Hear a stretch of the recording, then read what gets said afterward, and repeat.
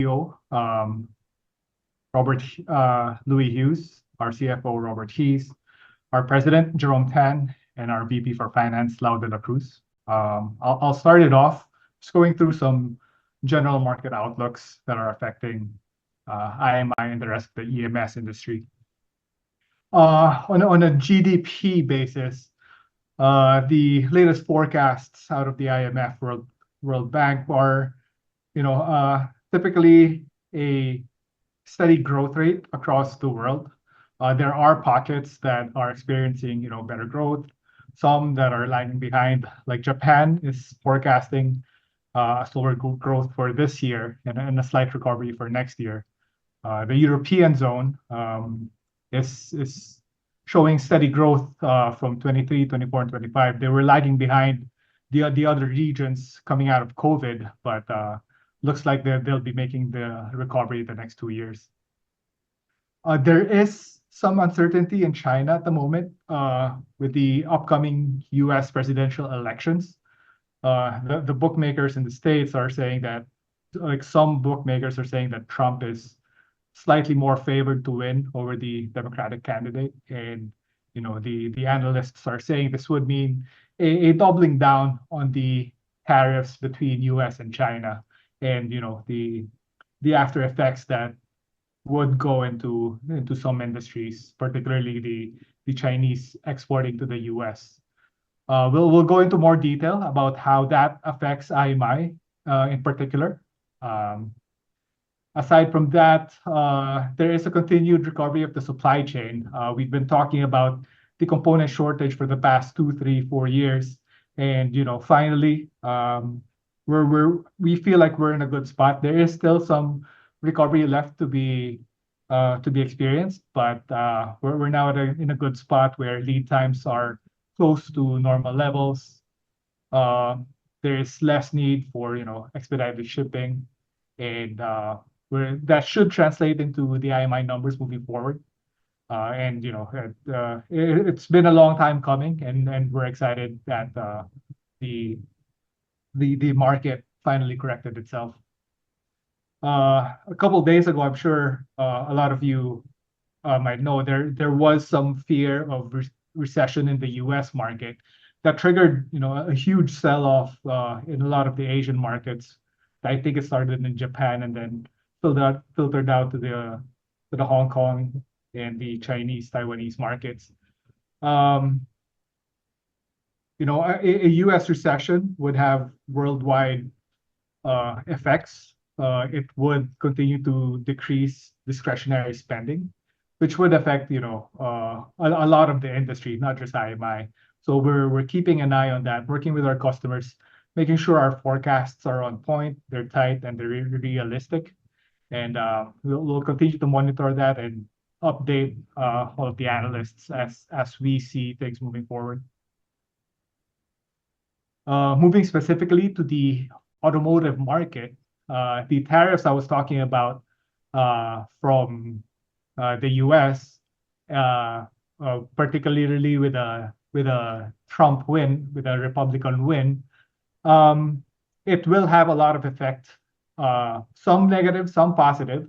Negative, of course, with China, it'll make it harder for the U.S., more expensive for the U.S. to import from China, which would drive a lot of the business to Mexico and other Asian countries like the Philippines, and particularly Mexico. And I think this is one of the advantages of IMI. Our wide geographical footprint really puts us into strategic locations where we can take advantage of whichever trends emerge from the macroeconomics of the world.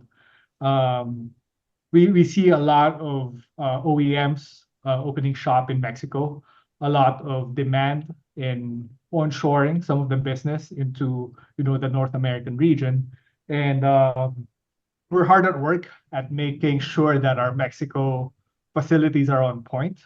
We have a new team in place in Mexico, a bunch of new talent in Mexico working hard, and it is starting to bear fruit. Lou will talk about it a few slides later, but we're really excited about what we're seeing in Mexico right now. And it's been, some trouble the past couple of years, but we really think there's a turnaround in our Mexican site in the near future. Uh, Persistent high interest rates have slowed down end customer purchasing of new vehicles. There's also a bit of a cooling down of the EV forecast, probably related to the reduction in discretionary spending. But the forecasts are still saying EVs will eventually outpace ICE vehicles, internal combustion engine vehicles by 2030. They're saying ICEs will fall below 40% in 2030, which is, a good news for IMI because although a lot of our products, our automotive products, are platform agnostic, meaning they can go into ICEs, they can go into hybrids, they can go into dedicated EVs. There is significantly more electronic content now in EVs and hybrids compared to ICE. So, the more electronic component in the car, the more IMI can get involved, and extract value and maximize value out of the market. There is some challenges in the way of EV charging. A lot of the companies that started to go into EV charging, they find it's been a challenging business to run, and we see that with some of our customers, some slowing down of forecasts as the market corrects itself and gravitates toward a specific platform of EV charging per region, and it'll just take more. I guess it's a chicken and egg. It's either you get more EV cars on the road or you start with EV charging. Right now, I think there's more EV charging facilities in China and in Europe where their business models need more vehicles on the road, EV vehicles on the road, before they start turning a profit and before their investments start to make sense. So government subsidies will play a large part into making sure that happens, but the trend is definitely going in the right direction. It's just a matter of how long it'll take for the market to get there. On the industrial market outlook, this has been a challenging market for the rest of the industry and IMI. What happened was the industrial market during COVID, during the peak of the component shortage, there was a lot of, I guess, panic buying going on. They wanted to make sure they're able to fulfill orders. So there was a large stockpiling of stock of orders across all levels of the supply chain. And now that the component shortage has normalized, now a lot of levels of the supply chain are sitting on inflated levels of inventory, and there's a need to trim that level down into more manageable sizes. So that's what we're seeing in the industrial market. There's a slowdown in orders as our customers work through existing stock, and the slowdown in the economy is not helping because if there aren't any buyers for the existing stock, then it just takes that much longer for them to trim it down to their ideal levels. But the good news is some forecasts have been delayed, but few have actually canceled. So we think it's just a pushing out of the demand that will eventually catch up in the future periods, and we're ready for that. We have great customer relationships with our industrial customers, and we're constantly in communication, collaborating with them, making sure that IMI and the customers are ready for that. Big talk about AI, integrated security and connectivity applications. I guess AI is more aside from NVIDIA, I guess, AI is really more a software play. But as AI gets integrated into more and more platforms, more and more applications, then that just translates into IMI building new models for customers, coming out with new platforms that we can help them build, not specifically the AI software, but the hardware side is definitely where IMI can maximize value. Aside from the AR market, we also have some new wins in the energy storage market. some of the disadvantages of renewable energy is really the cyclical nature of just how it works. Solar only works when there's sun, wind energy only works when there's wind, and to maximize, to harness the potential of these renewable energy sources, there's a need for energy storage to make sure you're able to extract as much energy as you can when it's available, store it, and distribute it effectively and efficiently when it's needed. So we're seeing some demand from that market in our industrial segment, and we're looking forward to chasing after more wins in that market. We believe it's a mega trend that we can play a part of. As I mentioned earlier, after the aggressive initial rollout of EV chargers, it has slowed down recently, as now it's the vehicle's turn to catch up. But still, with less than 40% ICE by 2030, there is going to be demand for chargers, and we will help address that need.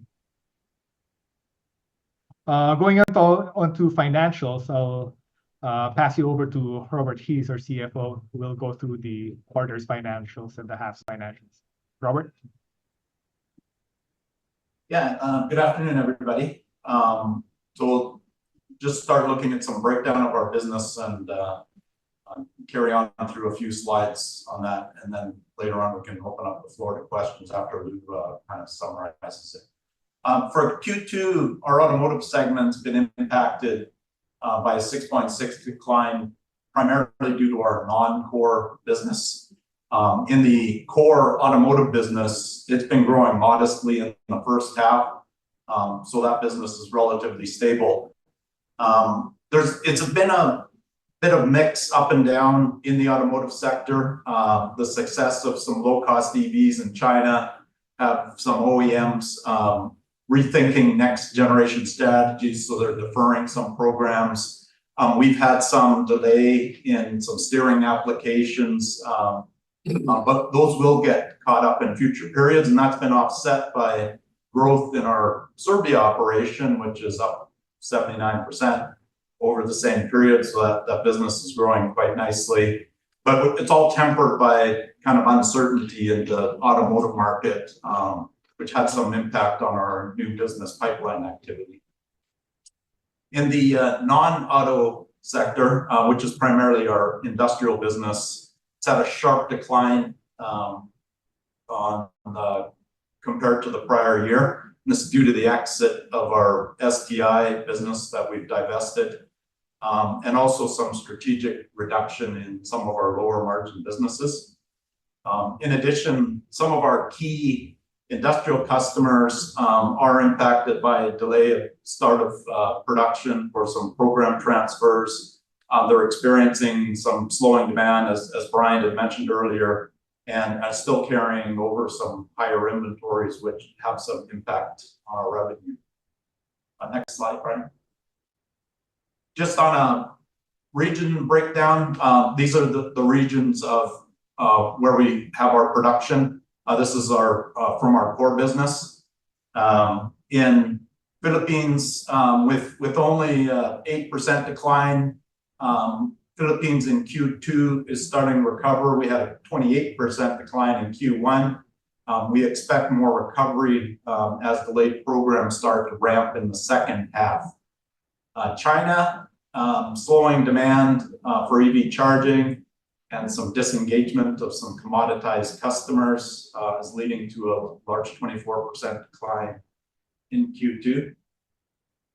In Europe, it's basically holding flat with the prior year, despite the decline in industrial. So automotive is kind of offsetting the decline in industrials in Europe.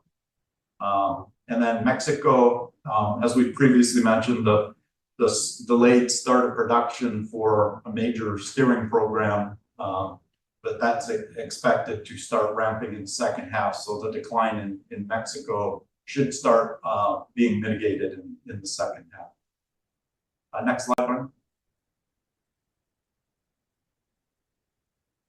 You want to take that one? Yeah, sure.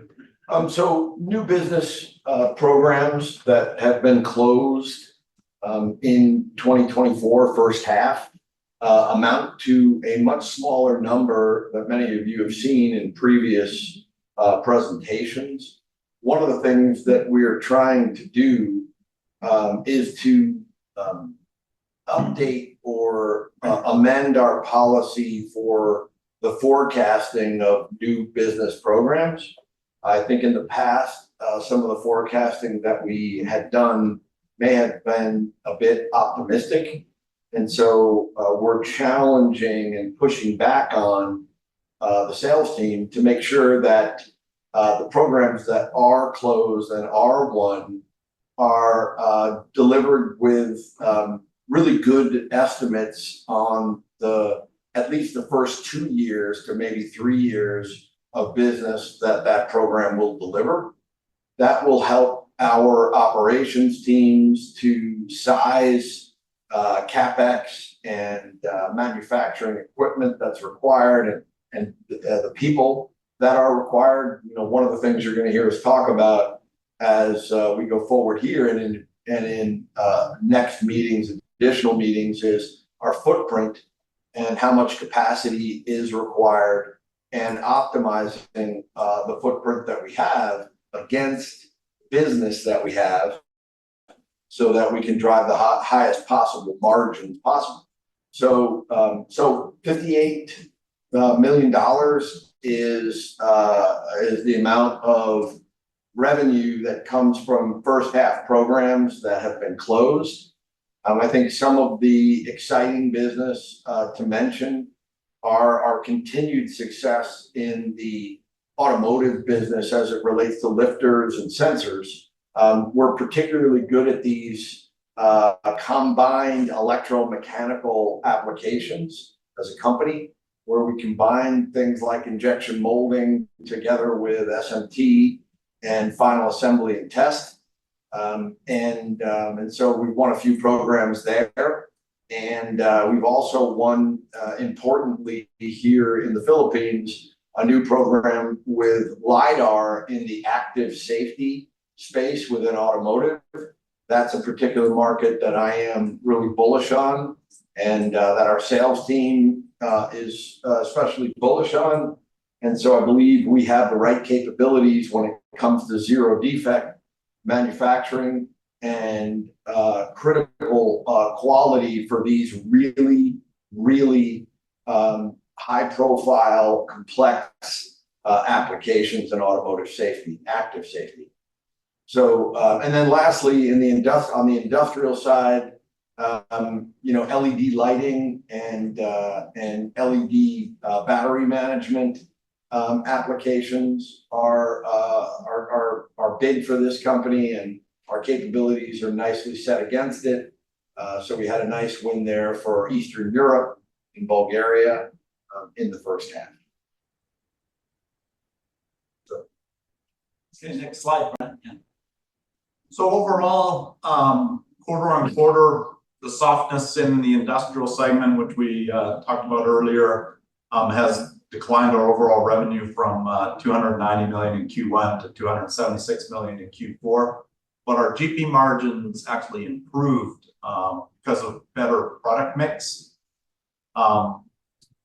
Moving over to operating income, after removing the impact of some one-off items, which are primarily, again, related to our non-core businesses, our operating margin has improved to positive numbers after being negative for the last 3 quarters.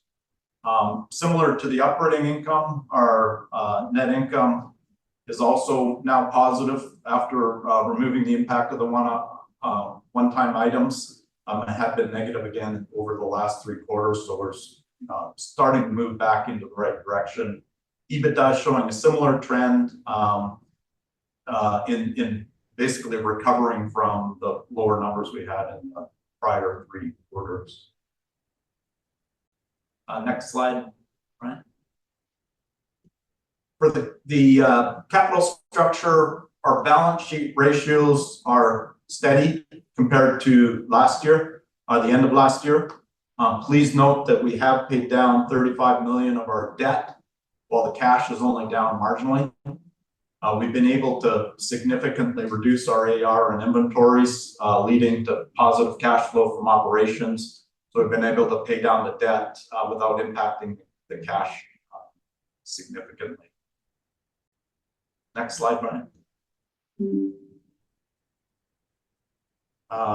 CapEx is, given our softness in revenue that we're reporting, we're managing our CapEx very tightly. We're managing our costs very tightly as well. But CapEx specifically was only $4.9 million in the first half. The expected CapEx for 24 will be well below the prior year. We're going to continue to manage CapEx very tightly, and only basically adding to CapEx if it helps generate additional revenue and margin in the business. So next slide, Brian. Thanks, Robert. At this point, we'll let Lou go through some of the key takeaways for the half and for the second quarter, and what we think are the items that are really going to drive the near and medium term future of the company. Lou? Yeah, so some takeaways that we'll leave you with are, as it relates to the business at IMI in the first half and how we're looking forward. The EV business and programs associated with EV were the rage, have been the rage over the last few years. The Chinese, out of our China facilities where we really try to focus on China for China, the EV programs that we were involved with, that we had closed and going through NPI with, have been, two of those programs have been deferred. And so as some of the traditional OEMs that we do business with, global OEMs, rethink their pricing strategy and candidly their ability to compete in that market. Soft demand in the industrial market that we had talked about earlier, that Brian mentioned and Robert mentioned earlier, has delayed our customers in bringing in the forecasted quantities in the first half. I do believe we have good indication from customers in the industrial segments that we serve, that their business will be stronger, that their inventories are balanced now, and that their orders for the second half will be more consistent. And that is, I think, especially true in the security market that we serve, and also in the HVAC, the sensing and automated control of HVAC. And so I think we're pretty bullish on the second half as compared to the first half in industrial. So yeah, I guess, some of you may know that over the last few months, we've been focused on streamlining the company, the organization and the organizational structure, make it flatter, and to simplify the structure and make everyone's role very clear from an accountability perspective. So made a lot of changes. There's been senior management changes, there's been mid-level management changes, and there's been individual contributor changes. So I think the company will come out of this a lot more efficient in its ability to execute on behalf of our customer base. And I think that the people will all feel better about knowing specifically what their KPIs are, and knowing what they are specifically accountable for, and importantly, what they are not accountable for. So I'm excited about our prospects as we come through these initiatives that we've executed on over the last few months. We are continuing to work on optimizing our manufacturing and office footprints around the world to match the market requirements from our customers, and to also try to prepare for what may be coming in the market in future quarters and out periods. So you'll hear more about that as we go along this year. But please know that a big part of my effort specifically is to work on our footprint and to make sure that our footprint is optimized around where our customers want to see us, and again, importantly, where they don't want to see us. Reassessing the customer portfolio. We have some customers that are customers that we lose money on, that are not good customers for our business, and that don't provide us with the kind of returns, any returns. So we really need to figure out how to divest those customers, especially when the customer may put an entire facility at risk. So we really are, with the sales teams, program management teams, factory and site folks, taking a hard look at our customer portfolio and you will see us be making some critical decisions, some of which are within our control and some of which are not. But you can bet on the fact that we are going to be thoughtful about it, and we will make good decisions, and we will execute on those decisions. We won't kick the can down the road. Driving increased market share, increased share from a sourcing perspective on our direct material spend. I come to this position with a pretty strong background in sourcing. Between 70 and 80% of the value we bring our customers in this business is brought from beyond our four walls. So we source it. And in many cases, this company is in a place where the sourcing that we do is controlled by our customers. So one of our very strong initiatives is to step back into the sourcing process and to take a much more active role there in sourcing from vendors that we know, that our team knows to be best in class around the world. And this is especially true in the mechanical area. These are things like sheet metal stampings, die casting, machining, magnets, springs, everything you can think of that makes up a product mechanically. This is something that we will bring to the table here on behalf of our customers, and we will bring our customers great value in the process. I think it will differentiate us with customers, and I think it will help to improve our margins. Lastly, VIA completed the delisting from the New York Stock Exchange and the deregistration from the SEC. So I think that allows us, it frees us up to do some of the things that we may need to do there. IMI management teams are focused on leading business recovery and future restructuring activities, as discussed earlier, have been started already, and as it respects to VIA, and are going to be continuing in the second half. So stay tuned. And that's the wrap. All right. Thank you, Louis. Thank you, Robert. At this point, we'll open the floor up for any questions. I did get a private email asking about Mexico, since some of the drags of the company that we've been talking about the past few quarters has been STI, VIA, and Mexico, even before those two acquisitions. We've already divested away from STI. VIA, as we mentioned, we have identified management leaders taking a hard look at VIA, just focusing specifically on turning around the business.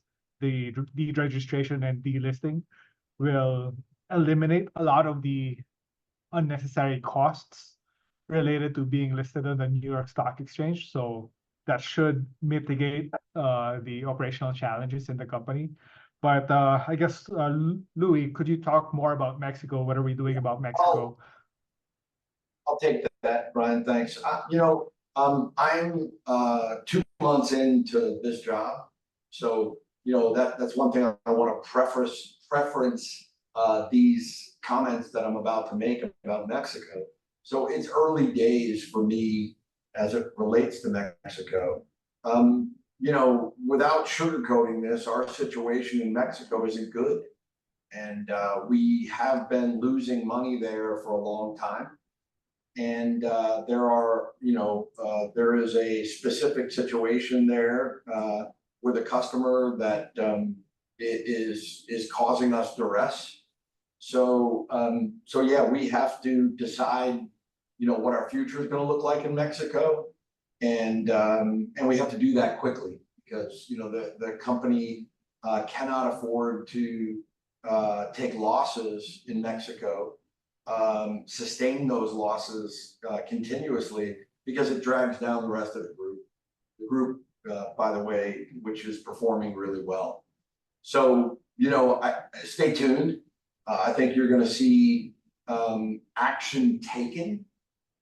One of the things that you can count on with myself and Robert and others on the management team is that we will be kinetic. We will act, and it will be in the best interest of the investors. All right, thank you, Lou. Any other questions from the group?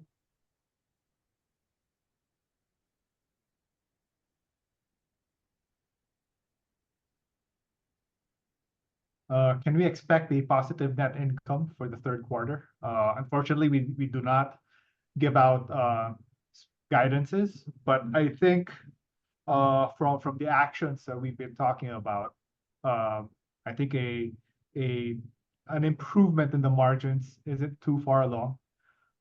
There are a lot of positive steps being taken by new management, Lou and Robert.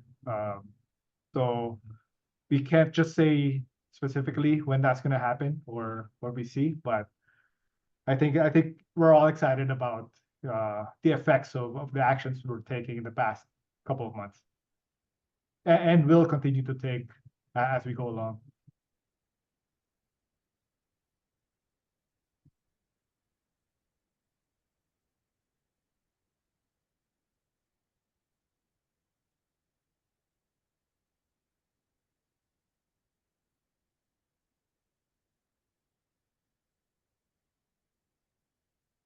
I have another private message here.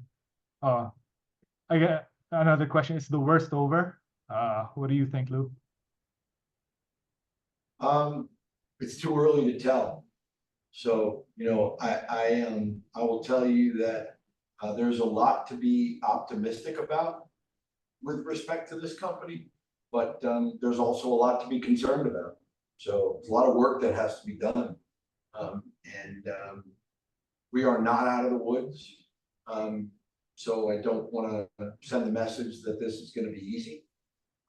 But at the same point, this company has great customers, has even better people, has a great footprint, and so our job as leaders is to empower and enable that, right? And that's what we're going to do. And I'm hoping or counting on seeing positive results from that in out quarters. All right, thank you. I got another private message. With the slowdown in the EV market and their forecasts, will IMI continue to focus on that specific subsegment of automotive? I think it depends. It depends what happens in EV. So, I think that one of the things that, we seek or strive for is balance, is diversity in everything that we do. So the first part of that comes from balancing our revenue and our market focus beyond automotive into industrial.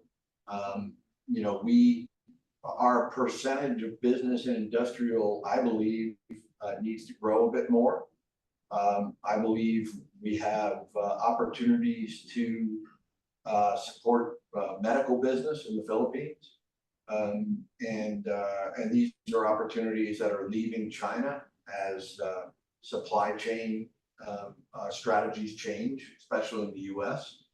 So I think that I think diversity is going to be really important. That doesn't mean getting out of EV. That's not the right approach, right? But it does mean balancing how much business we want in EV. And so, I think we're pretty well balanced right now. Between, what we do in electromechanical, these are the sensors, lifters, and wipers, and things like this, against what we do on the BMS side, battery management and charging. And so, I think we just have to continue to keep that same level of focus on being intentional about what customer programs we go after, not having customers choose us choose customers, right? So you're going to see that intentionality brought to the commercial team as we go forward. Thank you. I have another one here. Without getting too political, as a company, do we is it more favorable for a Republican or a Democratic win in the US? Honestly, I think we win either way. And I think the reason for that is that, if you listen to the pundits who are out there, and I'm not one of them, by the way, they argue that, well, if there's a Democrat that gets elected, then there might be geopolitical, concerns or risks because some of the other powers might get aggressive. And so, especially in the China-Taiwan mix, something may happen there that creates risk. And so it means that customers are going to want to continue to diversify their supply chains outside of that region, and build even second sources of supply outside that region.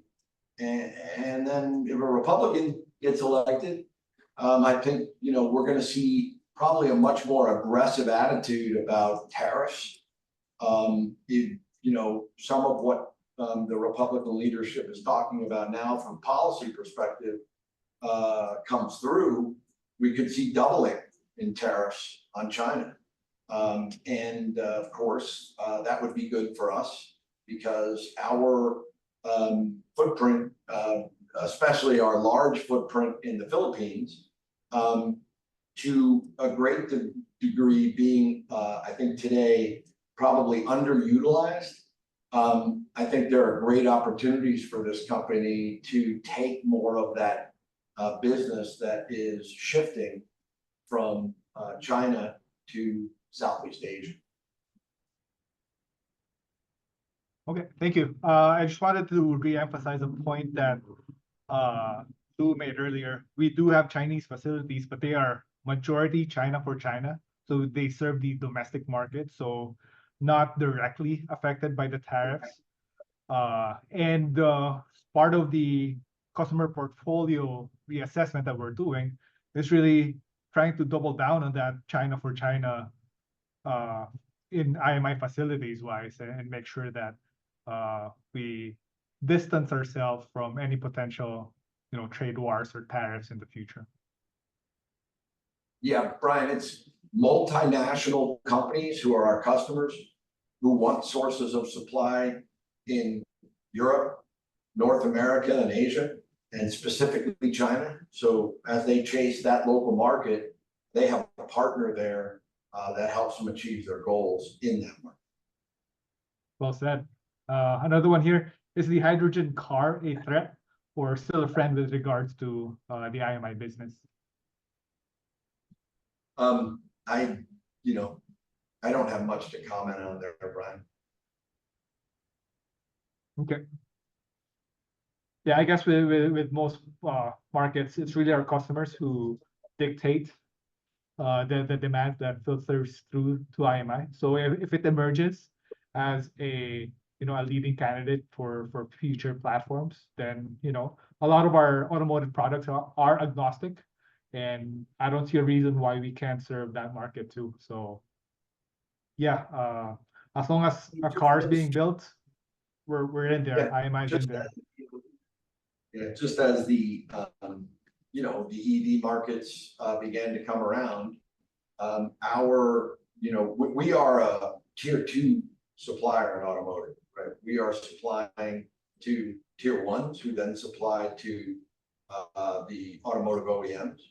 We have some cases in EV now where we're actually tier 1 because these EV customers prefer to run up the value chain a little bit.